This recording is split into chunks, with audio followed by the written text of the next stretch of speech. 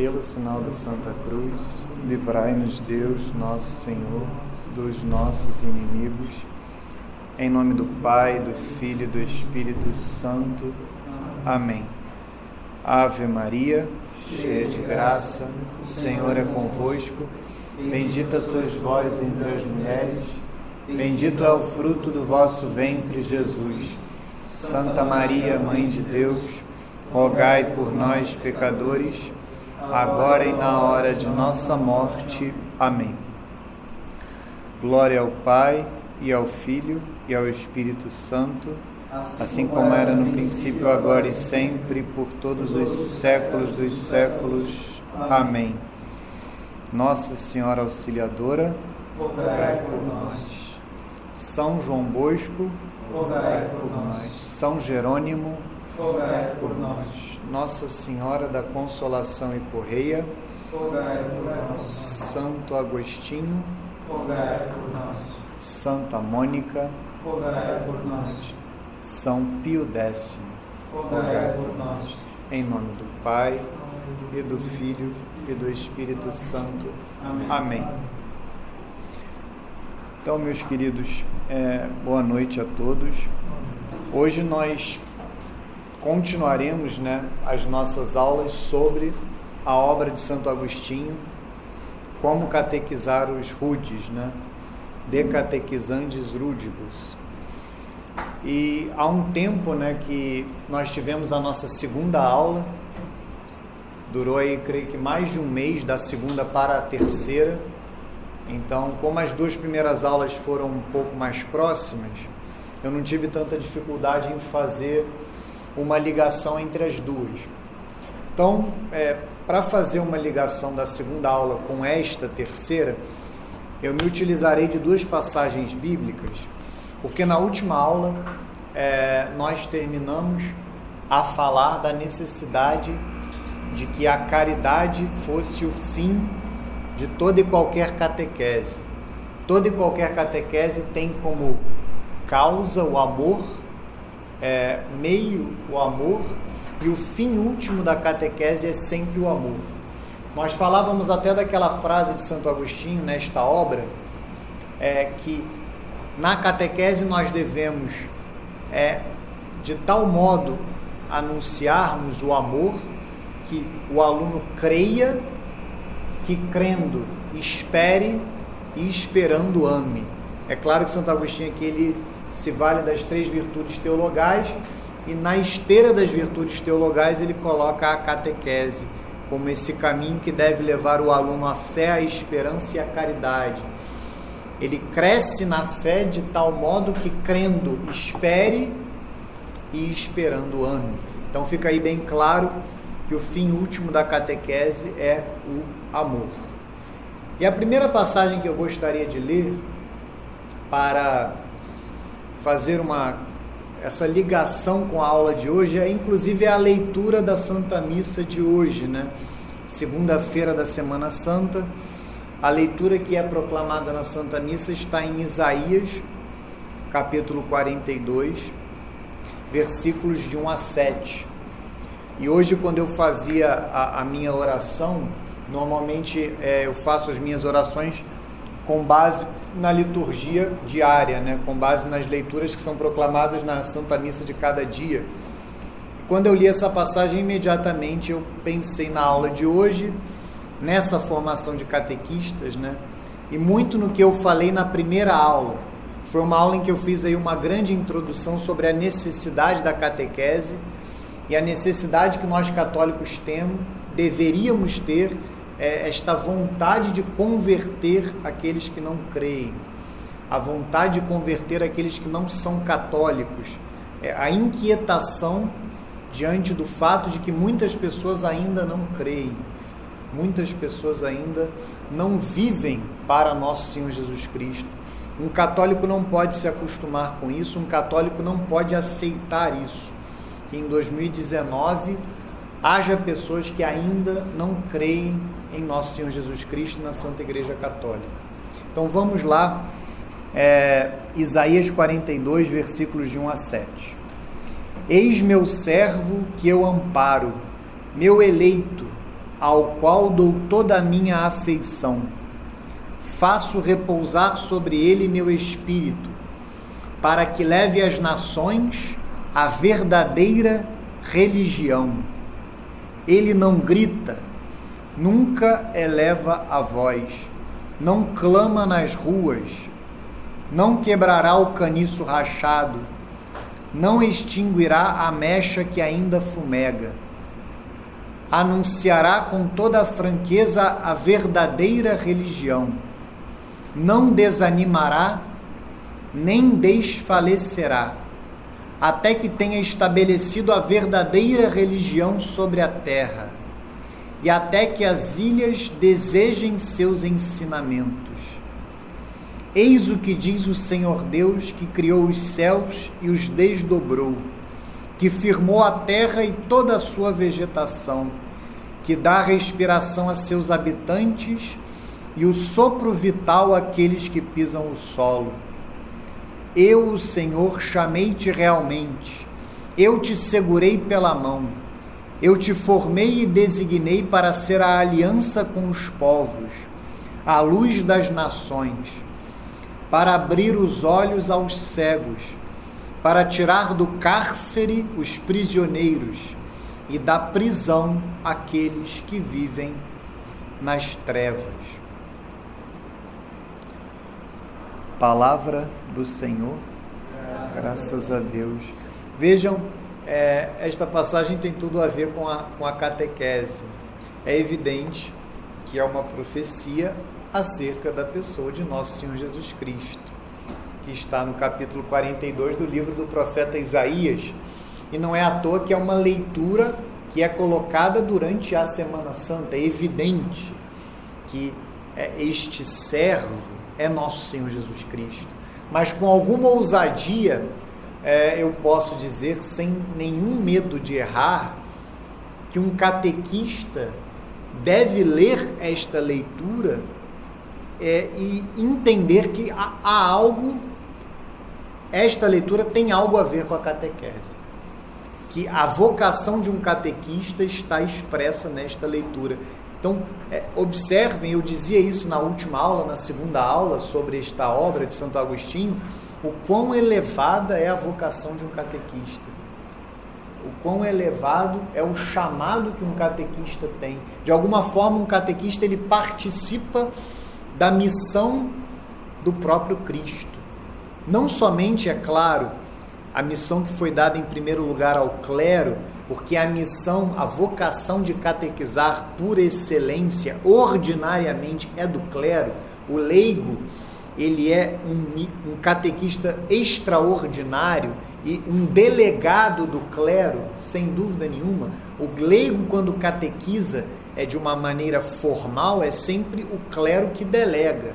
É claro que nós também somos chamados a catequizar em ambientes temporais. Eu falava muito sobre isso na primeira aula. Eu sou chamado a ser catequista no seio da minha família. Em primeiríssimo lugar, no meu caso, que sou chamado ao sacramento do matrimônio. Então eu preciso me preocupar desde já em catequizar a minha filha, que ainda não tem nem 3 anos, e o meu filho, que não tem nem 1 ano. E a minha esposa, se for o caso. No meu caso, a minha esposa, graças a Deus, é católica. Mas pode ser que o próprio sacramento do matrimônio seja um meio para que um cônjuge converta o outro. Então vejam que a catequese começa, como eu dizia, com muita insistência na primeira aula, no âmbito da família. Eu, como católico, sou chamado a catequizar no meu ambiente de trabalho. Então eu que tenho, eu que sou de alguma forma empregado, mas também sócio minoritário de uma empresa fundada pelo meu pai, eu tenho que me preocupar com a salvação das almas dos meus empregados. Não somente em pagar o salário deles, em promover um bem-estar material a eles, é evidente, isso é um dever moral gravíssimo. Pagar o salário em dia e o salário justo, caso contrário, não somente um pecado grave, mas um pecado que clama aos céus, como salienta a Sagrada Escritura, assim como é o homicídio.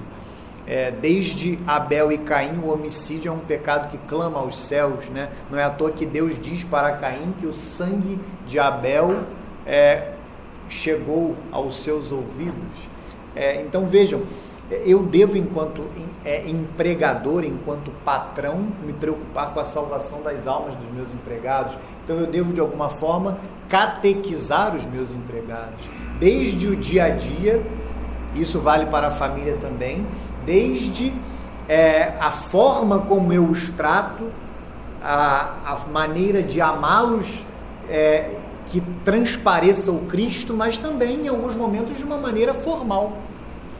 Eu penso, meu pai não aceitou ainda, mas eu penso em montar uma turma de catequese na minha empresa, assim como devo fazer na minha família. A minha esposa, outro dia, com toda a razão, me instigava, me provocava, no bom sentido. Você dá catequese em tantos lugares, mas você não vai montar uma turma de catequese aqui para os nossos filhos? Eu descobri uma preciosidade lá em casa, que era até da minha esposa. Na minha casa, a minha esposa ganhou de presente criança um catecismo de São Pio X, ilustrado para crianças, que ainda era editado pelas Paulinas. Então, assim, belíssimo, uma obra belíssima. Então, aquilo ali já tem uma obra necessária para catequizar os meus filhos. E eu sou catequista. Se eu não fizer isso em primeiríssimo lugar, acima da minha paróquia, acima do Centro Dom Bosco, acima de qualquer chamado, eu, como pai, como esposa, eu tenho que dar catequese na minha casa para os meus filhos, no meu trabalho, para os meus amigos. O meu irmão, por exemplo, para dar um exemplo que não é meu, é do meu irmão, ele toda quinta-feira vai fumar, né, que ele agora está com essa coisa de fumar charuto, ele vai para uma tabacaria dar catequese. Então ele fica lá tomando café, fumando charuto e dando catequese para os amigos. Vejam, não é só na paróquia que nós somos chamados a exercer. São pessoas que já estão ou no catolicismo ou a um passo, amigos dele, que carecem de doutrina, e ele faz uma reunião social para dar catequese para eles. Eu, da minha parte, para dar um exemplo meu, muito mais simples que o do meu irmão, tento, há algum tempo aí, sem conseguir, marcar um chopp com um amigo meu. É claro que há um interesse social aqui de reatar uma amizade, um amigo de colégio, mas o meu interesse principal é levar este meu amigo à fé. Então, isso é importantíssimo para cada um de nós. Perceber que a catequese é um chamado de todos e ela deve se desenvolver nos mais variados ambientes. E eu não poderia, claro, deixar de mencionar a paróquia. Se cada bom católico se comprometesse a dar catequese na sua paróquia, e aí eu me refiro realmente à paróquia que ele frequenta, a paróquia mais próxima da casa dele, e aqui vale algo importante a ser dito. Eu noto que os bons católicos, muitos deles, eu não posso generalizar. Quando eu falo de bons católicos, não me refiro a santos, tá? Porque bom católico de fato são os santos. Mas quando eu falo aqui de bons católicos, são os católicos bem formados, os católicos com boa doutrina. Qual é a observação que eu faço de um equívoco que eu tenho notado na conduta de muitos bons católicos? Eles tomaram uma ojeriza pelas paróquias, e isso é um erro. A não ser que o pároco seja um herege, a não ser que o pároco seja um apóstata, um teólogo da libertação, um malicioso, a não ser numa circunstância extrema como essa, não me ocorre uma razão para que a gente fique com esse nojinho de paróquia que eu tenho observado em muitos católicos hoje. O cara espera que o pároco seja o padre Paulo Ricardo, ou até São Pio de Petreutina, ou São João Maria Vianney, para que ele se envolva com a paróquia. Meu Deus do céu, o clero vive uma crise, assim como o próprio laicato, não nos tiremos desta crise, talvez sem precedentes na história. E eu, ao notar esta crise, há algo óbvio que decorre desta crise: o povo não é catequizado como deveria ser.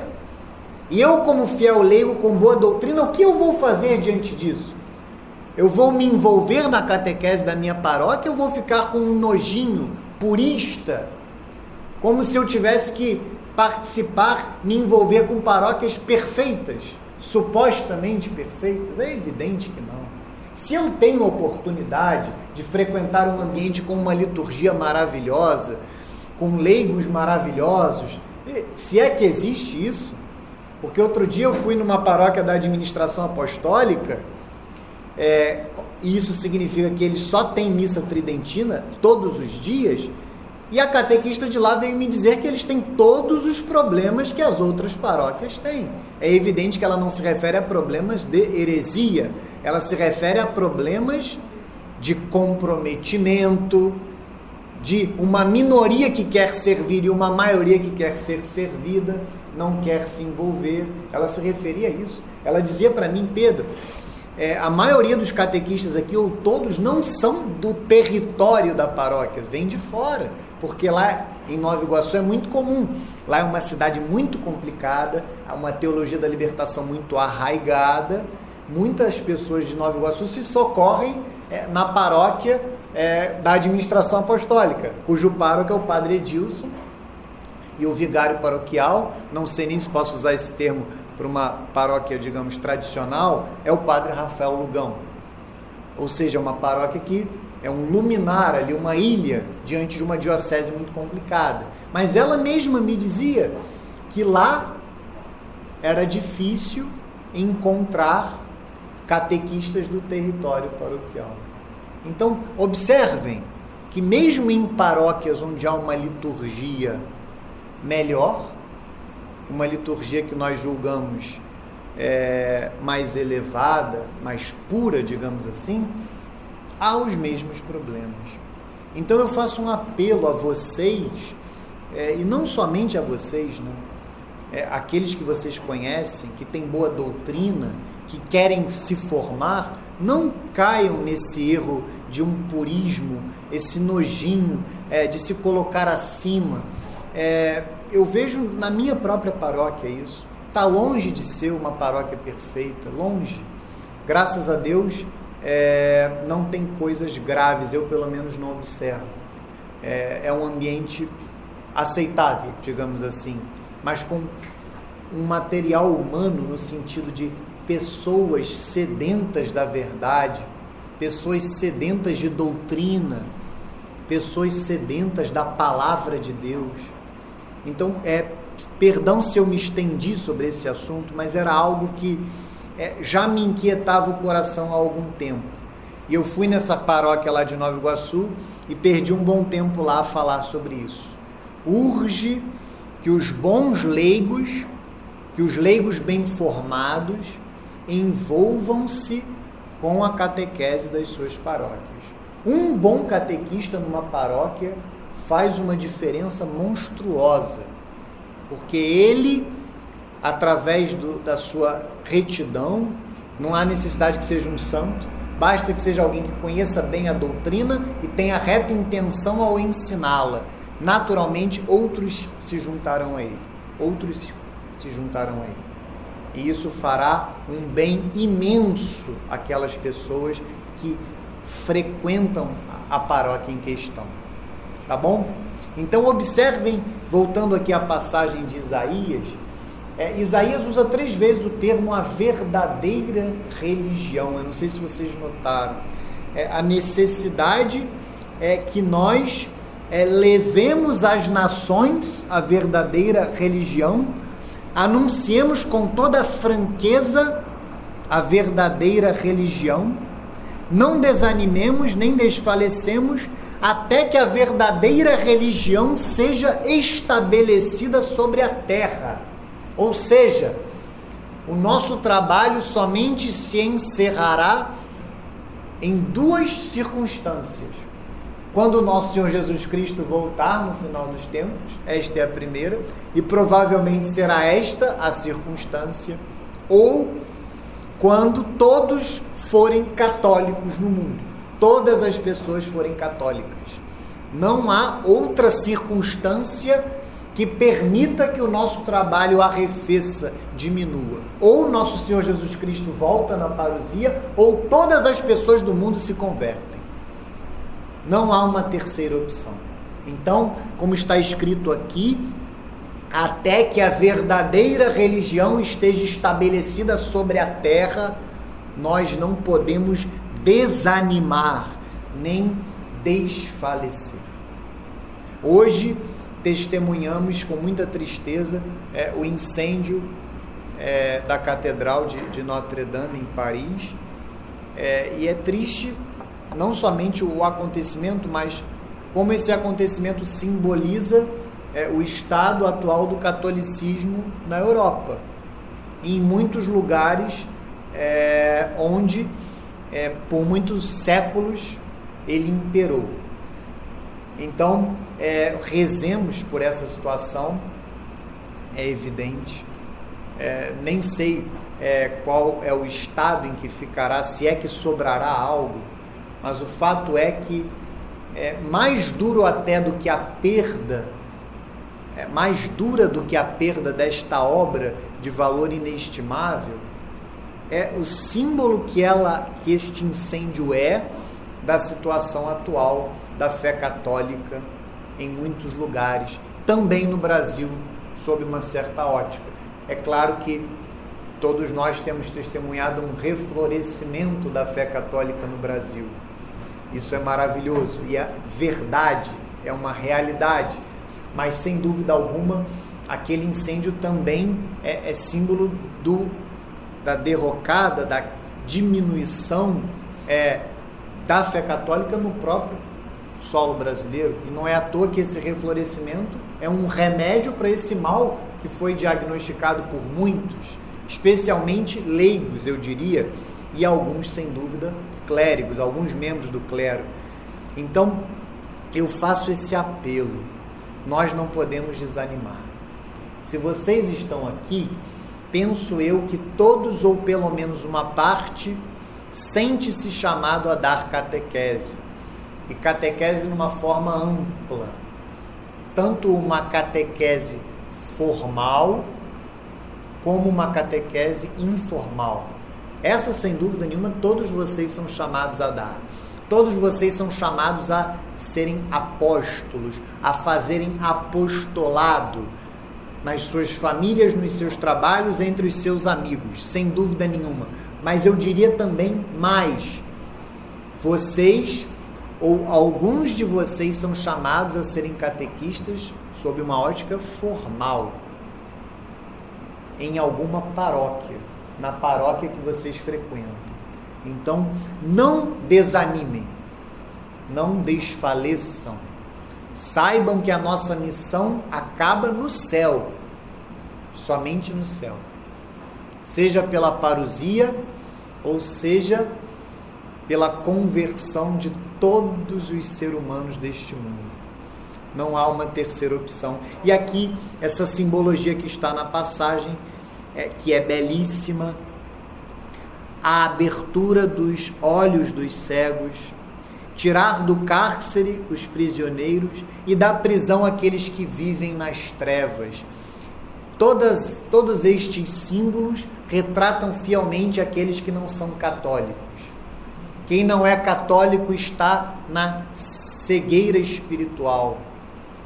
Quem não é católico vive aprisionado. Nosso Senhor Jesus Cristo, até o Bolsonaro gosta desse versículo: conhecereis a verdade e a verdade vos libertará. Quem está no erro vive preso, aprisionado no erro, e principalmente nas trevas, trilhando um caminho de perdição. Como é que nós aceitaremos isto? Como é que nós aceitaremos essa realidade? Nós que conhecemos a verdade, nós que conhecemos nosso Senhor Jesus Cristo e a fé católica, como é que nós aceitaremos isso e não lutaremos até o sangue, o suor e as lágrimas pela conversão de todos aqueles que nós conhecemos? Eu falo isso para vocês, mas falo para mim também.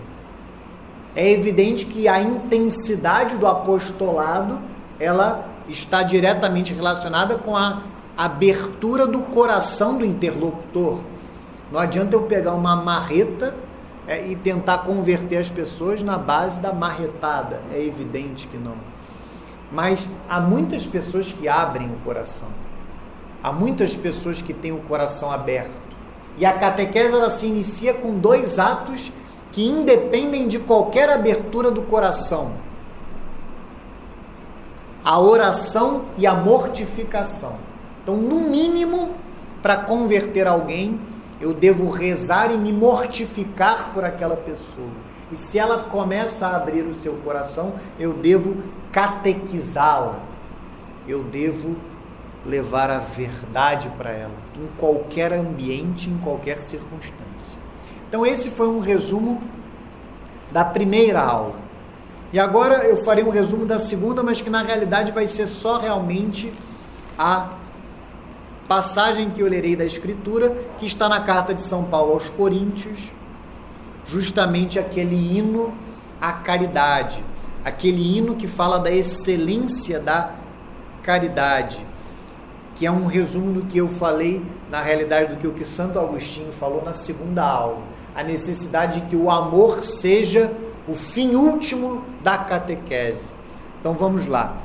Carta de São Paulo aos Coríntios, primeira carta de São Paulo aos Coríntios, capítulo 12, versículo 31, até o capítulo 13, versículo 13. É uma passagem, inclusive, que é muito lida em casamentos, né? Aspirai aos dons superiores, e agora ainda vou indicar-vos o caminho mais excelente de todos. Ainda que eu falasse as línguas dos homens e dos anjos, se não tiver caridade, sou como o bronze que soa, ou como o símbolo que retine. Mesmo que eu tivesse o dom da profecia e conhecesse todos os mistérios e toda a ciência, mesmo que tivesse toda a fé a ponto de transportar montanhas, se não tiver caridade, não sou nada. Ainda que distribuísse todos os meus bens em sustento dos pobres, e ainda que entregasse o meu corpo para ser queimado, se não tiver caridade, de nada valeria. A caridade é paciente, a caridade é bondosa, não tem inveja, a caridade não é orgulhosa, não é arrogante, nem escandalosa, não busca os seus próprios interesses, não se irrita, não guarda rancor, não se alegra com a injustiça, mas se rejubila com a verdade. Tudo desculpa, tudo crê, tudo espera, tudo suporta. A caridade jamais acabará. As profecias desaparecerão, o dom das línguas cessará, o dom da ciência findará. A nossa ciência é parcial, a nossa profecia é imperfeita. Quando chegar o que é perfeito, o imperfeito desaparecerá. Quando eu era criança, falava como criança, pensava como criança, raciocinava como criança. Desde que me tornei homem, eliminei as coisas de criança. Hoje, vemos como por um espelho, confusamente, mas então veremos face a face. Hoje conheço em parte, mas então conhecerei totalmente como eu sou conhecido. Por ora, subsistem a fé, a esperança e a caridade, as 3. Porém, a caridade, a maior delas é a caridade. Palavra do Senhor, graças a Deus. Então, esse é o resumo da segunda aula, em que nós falávamos da caridade como o centro da catequese. O catequista ele deve incutir nos seus alunos, ou fazer com que os seus alunos cresçam nas 3 virtudes teologais. Então vejam que há aqui um paralelo da catequese com o próprio caminho de santidade. O que é o caminho de santidade, senão o crescimento nas 3 virtudes teologais: fé, esperança e caridade. Então vejam que a catequese ela tem o mesmo vetor do caminho de santidade. Este é o fim último da catequese: a santidade, o amor, o céu, a vida eterna. Então é fundamental que o catequista mostre isso para os seus alunos. Eu falava isso na primeira aula. O catequista ele precisa interrogar-se interiormente e interrogar exteriormente cada um dos seus alunos qual é o fim que o trouxe até a sala de catequese. A maior parte deles dirá que é a preparação para um dos sacramentos ou para mais de um dos sacramentos da iniciação cristã. Então, observem, por mais elevado que seja querer receber um sacramento, por mais louvável que seja isso, há um certo utilitarismo, eu diria, na catequese, no buscar a catequese hoje. Ou seja, a catequese tornou-se um meio para receber um sacramento, mas a catequese, na realidade, ela é um meio para o céu. Ela é um meio para a santidade, um meio para Deus. E o sacramento faz parte desse caminho, mas o sacramento não esgota o que é a catequese. Então o catequista ele precisa, desde o início, olhar para cada um, porque por mais, como eu faço aqui, um catequista ele tem algumas pessoas na sua sala, em algumas paróquias haverá muitas, em outras menos. Por mais que ele olhe um grupo de pessoas, ele tem que olhar para cada um e dar uma catequese voltada para cada um, mesmo que ele fale para todos, mas ele precisa conhecer cada um dos seus alunos e incutir em cada um deles este caminho. Como diz Santo Agostinho, eu digo mais uma vez, que os alunos crendo, esperem, e esperando, amem. Ou seja, o amor é o degrau maior. O amor é o fim último da catequese. E aí nós chegamos na aula de hoje, em que falaremos, na esteira aí do que diz Santo Agostinho, sobre 6 causas de enfado para o catequista. Ou seja, 6 causas que entediam o próprio catequista. Então poderíamos concluir que são 6 pedras de tropeço que um catequista pode enfrentar, obstáculos que um catequista pode enfrentar no seu caminho, de levar os seus alunos à fé católica, de converter os seus alunos, levá-los à fé, à esperança e à caridade. Então, falemos sobre cada uma destas causas de enfado para o catequista.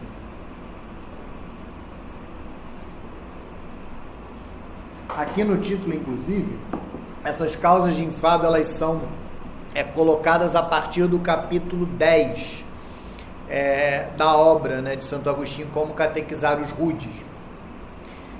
E o título aqui deste capítulo 10 é Como Conseguir a Alegria. Eu falava sobre isso na última aula.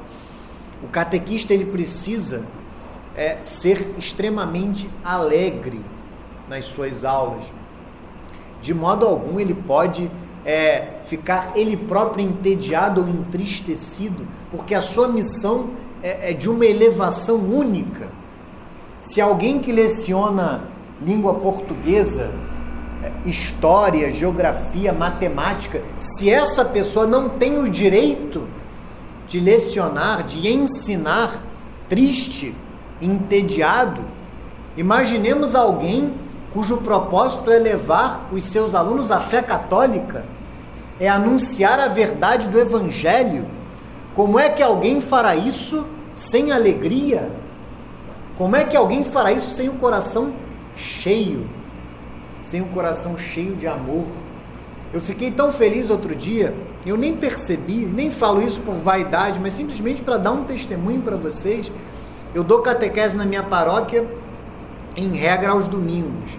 Tem uma turma que é quinta-feira à noite, de 15 em 15 dias, mas a minha catequese ordinária é aos domingos de 10 ao meio-dia. E isso sempre me alegrou muito porque o domingo é o dia do Senhor, né? Então, me facilita muito santificar o domingo, por mais que seja doloroso deixar a minha família, mesmo que por 2 horas, um pouco mais, porque tem o deslocamento, aos domingos. Por outro lado, sempre foi mais fácil para mim, sempre não, né? Há 8 anos, que é o tempo que eu dou catequese aos domingos, eu fiz catequese 1 ano, há 9 anos atrás, depois eu me tornei catequista e estou, graças a Deus, há 8 anos nessa caminhada. E num domingo, 2 domingos atrás, uma aluna me falou, né? E é bonito que ela faz catequese com a família toda, né? Ela, o esposo e a filha. Eu tenho tido essa experiência também de ter famílias inteiras, né, na sala de catequese. Isso é realmente muito bonito também. Mas ela espontaneamente me falou assim, falou até mais para o marido e para a filha: o Pedro vem com uma alegria dar catequese, e isso realmente me alegrou muito, porque eu nem notei que eu estava alegre. Não foi nem algo forçado ou algo que eu tivesse notado, não. Foi algo espontâneo. E quando ela falou, eu interiormente, claro, muito rápido, refleti a respeito e concluí que ela estava certa, porque de fato eu estava alegre naquele momento. E para mim não é peso algum, além da saudade da família, além da tristeza de um pai que fica a semana inteira a trabalhar fora de casa e ter que deixar a sua esposa e os seus filhos num domingo. Fora isso, não há peso algum. Para mim, é uma graça que Deus me deu, não mérito meu, sair de casa aos domingos para dar catequese. Então Deus me deu essa graça, e Ele dará essa graça a vocês também. Mas nós precisamos pedir a graça. O que não pode acontecer em hipótese alguma é um catequista ser triste. É um catequista dar catequese com enfado, com tédio, mas pode acontecer. E não somente hoje, mas na época de Santo Agostinho. Só para resgatar o sentido da obra, né? Santo Agostinho tinha um amigo, um diácono de Cartago, chamado Deográcias, um nome muito belo, inclusive, que escreveu para Santo Agostinho, que notava que os seus alunos se entediavam durante as suas aulas e que ele próprio ficava entediado com isso. E Santo Agostinho, como um bom doutor da igreja, não respondeu a carta com outra carta, respondeu a carta com um livro. E esta é a obra do De Catequizandis Rudibus. Ele escreve um livro que serviu não somente para Deográcias, mas serviu para os catequistas de todos os tempos. Por isso é que eu quis dar algumas aulas, algumas formações sobre esta obra. Então, observem que estas 6 pedras de tropeço foram identificadas por Santo Agostinho na sua própria experiência de catequista. Entendam isso. É claro que ele podia observar terceiros catequistas. É claro que ele poderia observar catequeses de terceiros, mas eu digo aqui, nós estamos aqui a aprender com um doutor da igreja que se ocupava em dar catequese. Que diferença para hoje? Que diferença para hoje em que, infelizmente, boa parte do clero, eu não posso generalizar, boa parte do clero não dá à catequese a importância que é devida. Só há uma coisa, na minha humilde opinião, só há um elemento em uma paróquia que deveria merecer tanta atenção, ou perdão, mais atenção do que a catequese, que é a liturgia. Fora a liturgia, na minha humilde opinião, não há nada em uma paróquia que devesse merecer tanta atenção como a catequese. É evidente que a liturgia está acima, muito acima de tudo. Mas a catequese deveria ocupar o segundo lugar. Um pároco antigo meu, inclusive, foi o pároco que é o dono deste livro, né? Que até hoje eu não sei se ele me deu, se ele me emprestou, se eu furtei, se foi apropriação indébita. O fato é que eu vou ter que dar um novo para a paróquia, que esse aqui já começa a se desintegrar. o Frei Sebastião Olaya del Rio, né, frade agostiniano recolheto, religioso, dizia para mim que os 2 pilares de uma paróquia, isso me marcou muito, são a liturgia e a catequese. Então, toda a paróquia deveria se sustentar sobre estes 2 pilares. Mas nós temos este privilégio de, a partir da experiência de um doutor da igreja como catequista, nos livrarmos das pedras de tropeço que nós mesmos vivemos na nossa própria catequese. Então vamos a elas. Eu lerei este capítulo 10 porque ele resume as 6 pedras de tropeço. Depois falarei resumidamente de cada uma delas. Vamos lá. Como conseguir a alegria? 6 causas de enfado para o catequista. Talvez desejes um modelo de exposição. Talvez desejes que eu te mostre com a própria obra como pôr em prática o que aconselhei. É o que farei como puder com a ajuda de Deus. Antes, porém, falarei, como prometi, a respeito da alegria que é preciso alcançar. Aqui é só para vocês saberem, a próxima aula nós falaremos da exposição mesmo. O tema da próxima aula será o que Santo Agostinho ensina acerca da forma de expor a doutrina. Aqui ele já anuncia o que virá a partir do capítulo 15, a partir da segunda parte da obra. Mas antes disso ele falará dessas 6 causas de enfado. Sobre as normas de exposição do assunto da catequese na instrução dos que vêm tornar-se cristãos, cumpri suficientemente, parece-me, o que havia prometido. Não é certamente indispensável que eu mesmo faça nesta obra o que aconselho fazer. Se o fizer, portanto, há de ser como um acréscimo. E como posso derramar um acréscimo antes de preencher a medida do débito? Na verdade, o que mais te ouço lamentar é que a tua palavra te parece vulgar e sem elevação quando inicias alguém no cristianismo. Sei que isto não se prende tanto ao que deves dizer, pois és suficientemente preparado e instruído, nem à pobreza da tua própria elocução, mas ao enfado do teu espírito.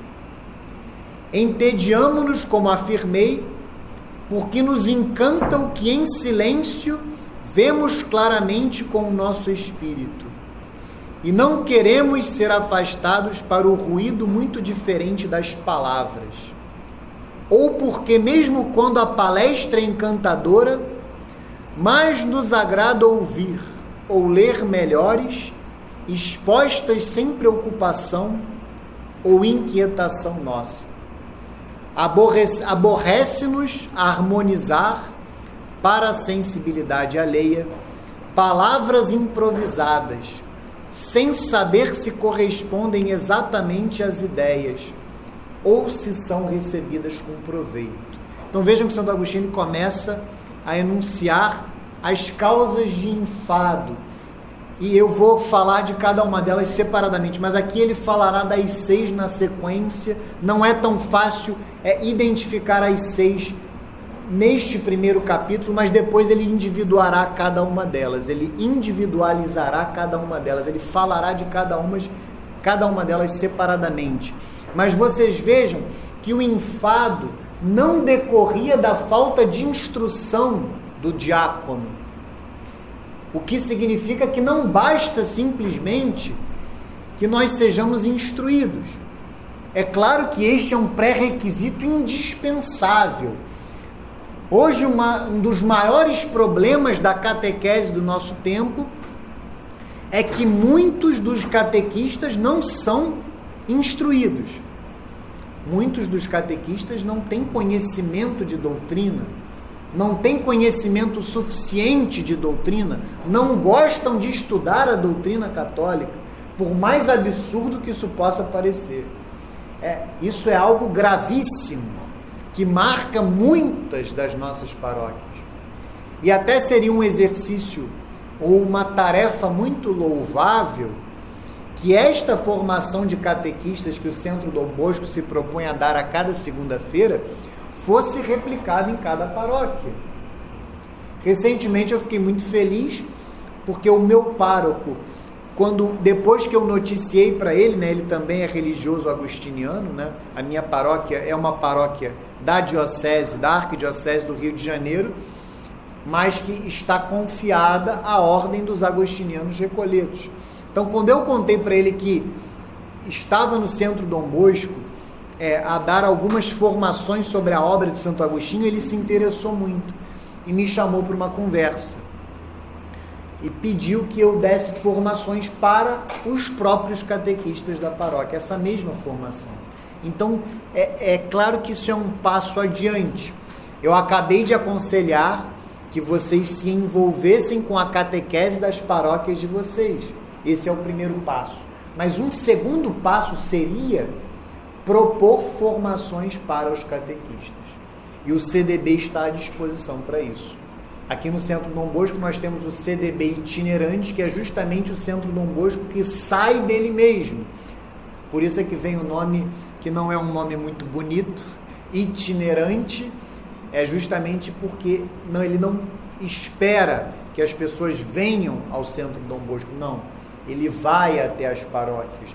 Então saibam, além do envolvimento que eu aconselho que vocês tenham nas paróquias de vocês, saibam que o Centro Dom Bosco está à disposição, não somente para essa formação de segunda-feira, que é importantíssima, mas também para ir às paróquias e dar qualquer tipo de formação que vocês julguem adequadas. Há mais de 10 pessoas que fazem parte do Centro Dom Bosco itinerante. Então basta gritar por socorro, basta pedir, que nós certamente iremos até as paróquias de vocês. Voltemos a Santo Agostinho. Ou talvez nos desgoste voltar sempre às mesmas verdades que se ensinam aos catecúmenos, conhecidíssimas por nós, não são já necessárias ao nosso progresso, e o espírito não mais pode sentir qualquer prazer em seguir por caminhos tão comuns e como pueris. Este ponto eu perderei algum tempo nele, porque é um fato. O catequista dará sempre as mesmas aulas para os seus alunos. E isso é muito bom que seja assim. Não há renovação de grade curricular em catequese. Não, eu vou mudar aqui o que eu vou expor. Vamos atualizar a catequese da igreja. Não, ela é a mesma há 2000 anos. Ou deveria ser a mesma. E o grande problema de algumas paróquias é isso. As pessoas querem atualizar a grade curricular, pelo amor de Deus. O catecismo da Igreja Católica não está aqui, é difícil ouvir dar uma aula sem ele, mas o que é a grade curricular, digamos, as aulas de um ano inteiro de catequese nada mais são do que o catecismo da Igreja Católica dividido pelas aulas. Nada mais do que isso. Isso é dar catequese. Então, o catequista, se ele for catequista por 50 anos, ele ensinará 50 anos a mesma doutrina. E como? No meu caso, 8 anos. Estou longe aí de catequistas com muito mais experiência do que eu. Mas como dar 8 anos aula, por exemplo, sobre o sacramento do batismo? Como é que você chega 8 anos depois e dá a mesma aula ou expõe a mesma doutrina? Como não se entediar com isso? É claro que há um elemento fundamental que é a graça de Deus. E eu posso dizer para vocês que Deus me deu essa graça. Eu não sei até quando Ele me sustentará e até quando eu corresponderei a esta graça, mas um fato é, Ele me deu. Eu não sinto o menor tédio em dar a mesma aula que eu dou há 8 anos. Muito pelo contrário, eu me sinto privilegiado e agraciado por Deus de ter a oportunidade de me aprofundar naquele mesmo mistério a cada ano, a cada turma de catequese, dar a mesma aula. Mas é sem dúvida alguma uma pedra de tropeço para um catequista se entediar. Outras vezes, somos desviados de algo que desejamos fazer, de atividade que nos agradava ou parecia muito necessária para aceitar um candidato. Obriga-nos uma ordem de alguém a quem não queremos ofender, ou um pedido insistente e irrecusável de outros. Acedemos perturbados a uma tarefa para a qual é necessária grande tranquilidade. Lamentamos não poder conservar nossa própria ordem de trabalho e não podermos ser suficientes para tudo. Resulta dessa tristeza uma preleção menos agradável, porque da aridez do abatimento flui menos abundante. Esta é outra razão importantíssima e que pode ser algo que aflija cada um de vocês diante desse chamado de ser catequista ou não, as outras atividades. Eu mesmo refleti sobre isso hoje, porque hoje foi um dia para mim assim particularmente desafiador no trabalho. É aquele dia que você não quer sair do escritório de forma alguma. É aquele dia em que você é assolado pela soberba de achar que você vai dar conta de tudo que você tem para fazer e você deixa de ser humilde, entregar para Deus aquilo que não pôde ser concluído. Então, eu de alguma forma fui assolado por isso e caí na tentação de me angustiar diante do trabalho, mas eu tinha que sair mais cedo, eu tinha que vir para cá.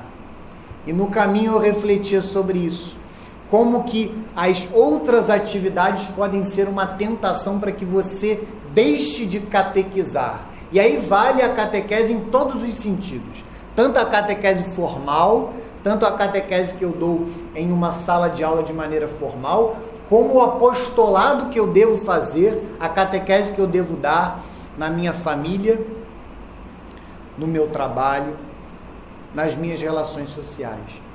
E Santo Agostinho vai falar, em primeiro lugar, a vontade de Deus, que deve prevalecer sobre a nossa, ou seja, o chamado que Deus nos faz, que deve prevalecer sobre aquilo que nós achamos que é mais importante. E principalmente, será que há algo mais importante do que dar catequese? E foi isso que acalmou o meu coração, de alguma forma. Foi isso que me acalmou quando eu caminhava para cá, cheio de trabalhos pendentes. Amanhã certamente será um dia mais desafiador do que hoje, porque daqui eu vou para casa, vou chegar bem tarde, e não haverá muito a fazer além de comer e ir para a cama. Passar alguns momentos com a minha esposa, porque os meus filhos já estarão dormindo, e ir para a cama. Mas será que há algo mais importante do que catequizar? Será que há algo mais importante do que ensinar a fé católica para as pessoas que desejam conhecê-la, amá-la e defendê-la ao ponto de morrerem por ela?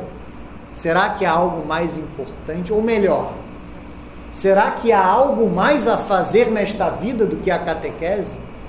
Eu ouso dizer, será que há algo mais a fazer nesta vida do que catequizar em tudo aquilo que eu faço? Há descanso para o apostolado? Então, de alguma forma, mesmo que por breves momentos eu refletia sobre isso. E espero ter entrado nesta sala com a mesma alegria que eu entro.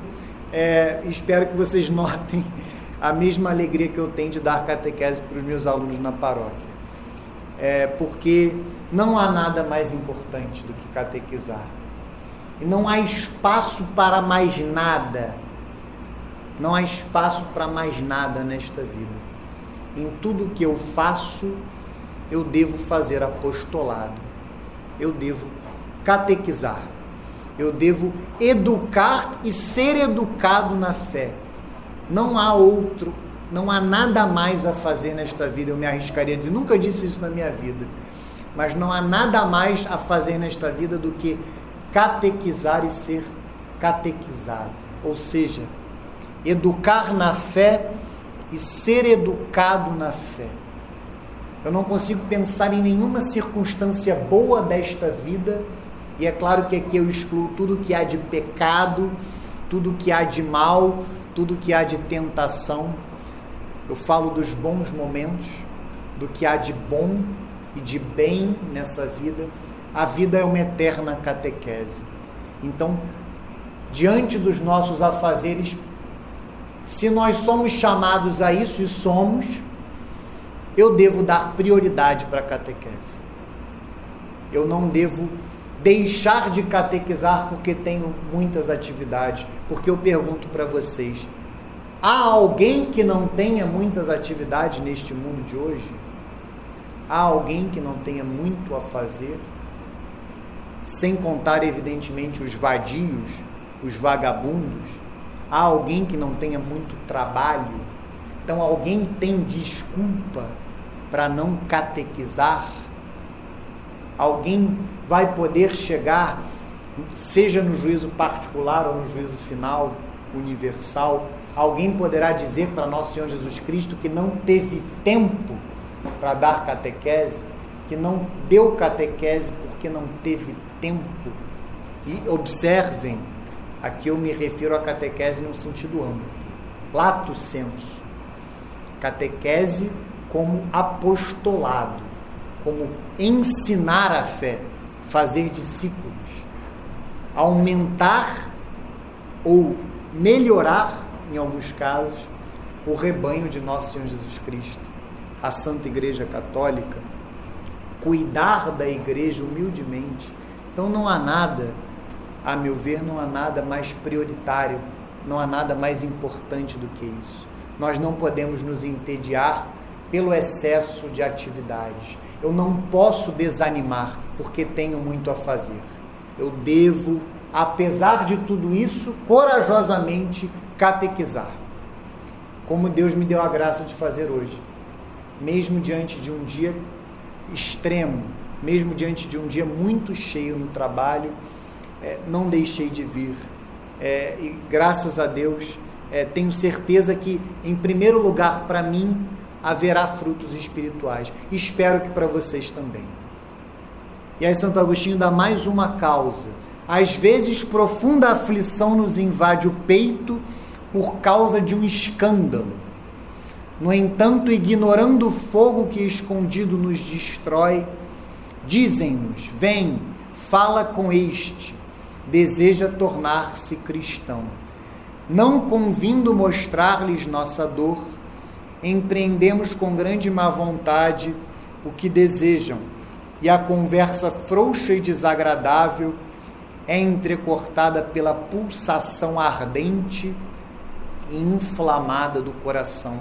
É outra causa que eu nem falaria tanto do escândalo. Pode ser sim uma causa, mas Santo Agostinho diz também, isso é fundamental, é uma causa realmente que nos assola, os pecados próprios do catequista. Uma tentação constante para que nós deixemos de dar catequese são as nossas dificuldades na nossa própria vida espiritual e às vezes moral.